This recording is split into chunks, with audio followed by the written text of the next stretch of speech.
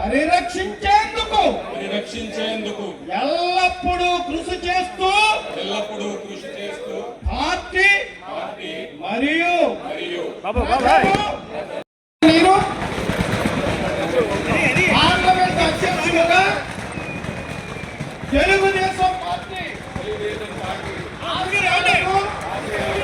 పవిత్ర లక్ష్యాలకు కట్టుబడి ఉంటూ పార్టీ సభ్యులుగా క్రమశిక్షణతో ప్రజా సేవాభావంతో మనస వాచ కర్మేణ నిరంతరము పాటుపడుతూ నిస్వార్థంగా అవినీతి అక్రమాలకు పాల్పడకుండా దీక్ష వేదిక మీద రావద్దండి. కార్యక్రమం డిస్టర్బ్ చేయొద్దు. అలాగే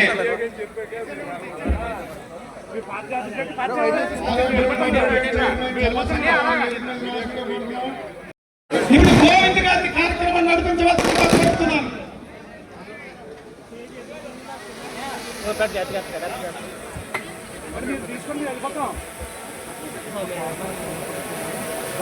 చౌదరి గారు ఒకసారి చూడండి.